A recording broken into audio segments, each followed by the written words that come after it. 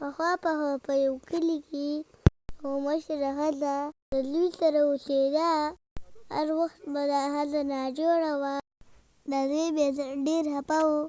سهار وختي به پټي ته کار له تلو. ډېر محنت به یې کولو. ډېر ناوخته به راتلو کور ته. یوه ورځ یې مور سره خبرې کولې چې کله به مونږ الله مالداره کړي چې دلته دې صحیح علاج وکړم. مور ورته ویل دا وخت به الله راولي. د ده یو ملګری و چې هغه ښار ته تللی و او الله ډېر کامیاب کړی و. هغه ملګری ده سره ملاو شو. ملګري ورته ویل راځه چې ځو ښار ته. زما کمپنۍ کې به ما سره په کار ولګې. ډېر مالداره به شي. دی هلک ورته وی او مور سره به څه کوم؟ هغه خو بیماره ده. راځه د مور علاج به وکړي. دوی دواړه روان شو. کمپنۍ ته تللو.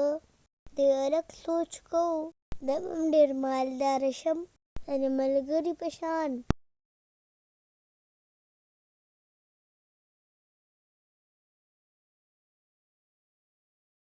کمپنۍ ته ورسېدو.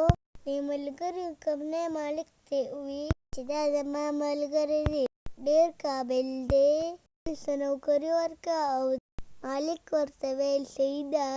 د هلک په نوکرۍ ولګېدو. مالک به هر ورځ راتلو او د ده کار به یې چک کولو. که دی کار کولی شو او که نه.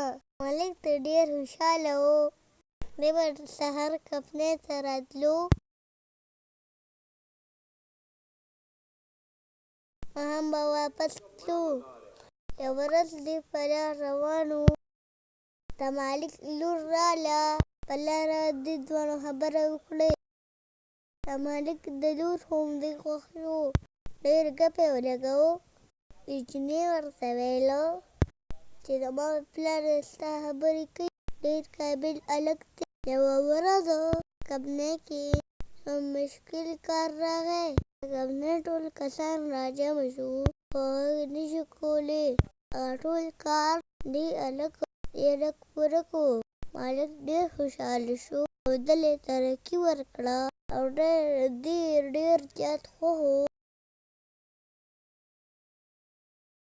او ټولې کمپنۍ والا حیران شو چې دا دی څومره قابل دی او اوسه پورې دې ذمهداري کوله.